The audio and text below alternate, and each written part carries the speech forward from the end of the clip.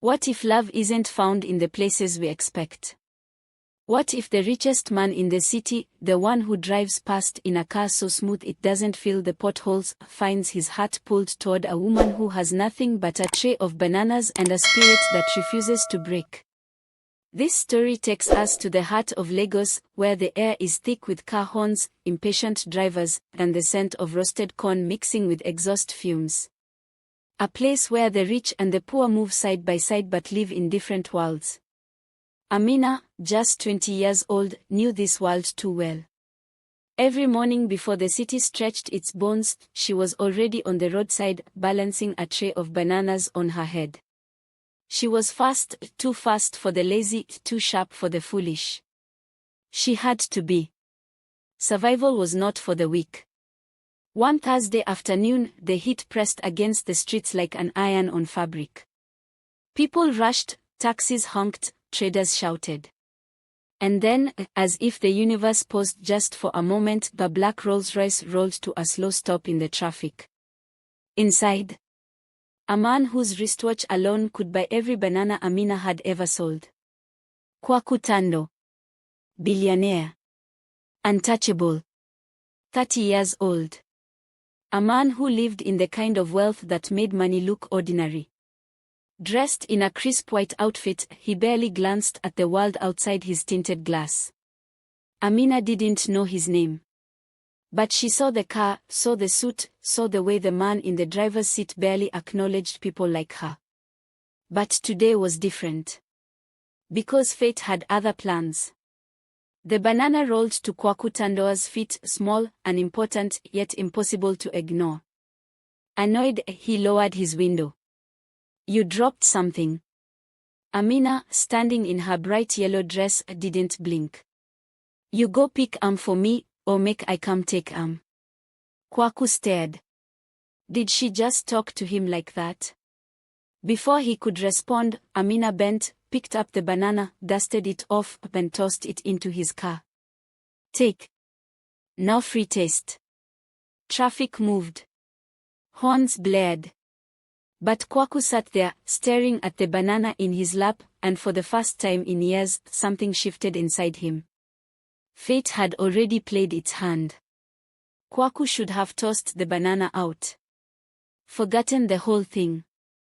But he didn't. Instead, as the traffic crawled forward, he found himself still holding it, his fingers brushing over its rough skin.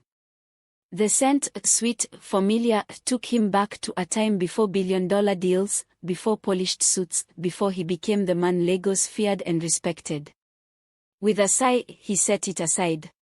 It was just a banana. Nothing more. Or so he thought. Because the next day, as his black Rolls-Royce slid through the same busy street, his eyes searched for her. And there she was, Amina, weaving through cars, tray balanced on her head, voice sharp, energy unbreakable, her yellow dress standing out against the dusty streets.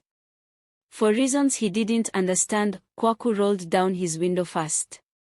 How much for a whole bunch? Amina paused, one eyebrow raised. She remembered him. Oga, don't come back. You won by or you just won price. A small smirk tugged at the corner of Kwaku's mouth. She had guts. Maybe both, he said. Amina studied him, then picked a bunch of bananas, dropping them neatly onto his leather seat. Now 1,500. Kwaku pulled out a crisp bundle of cash and handed it to her without counting. Amina took one look and shoved it back through the window. Oga, I say banana money, not salary. For the first time in years, Kwaku laughed. A real, deep, unexpected laugh. And just like that, he knew he'd be back again. Kwaku kept coming back. He told himself it was just the bananas, fresh, better than any he'd tasted. But it wasn't. It was Amina. Her sharp tongue. Her boldness. The way she never treated him like a man wrapped in wealth. One evening, as the sun dipped behind Lagos rooftops, he asked, "Why do you still sell here? You could do more." Amina wiped sweat from her brow. Because life no give me shortcut. Kwaku nodded. He understood that more than she knew. The next day, he didn't just buy bananas. He sat on the roadside beside her. People stared. Cars slowed. A billionaire sitting with a banana seller. Lagos had never seen such a thing. Whispers spread. A billionaire and a banana seller, what kind of story was this? But Kwaku didn't care. Day after day, he came back.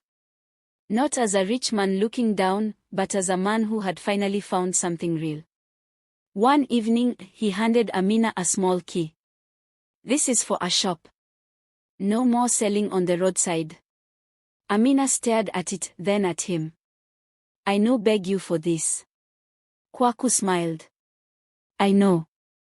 But you deserve more. For the first time, Amina had no words. And in that silence, love quietly took its place. And this is just the beginning. A billionaire and a banana seller, an impossible match, or fate at work. Subscribe and likes for the full story.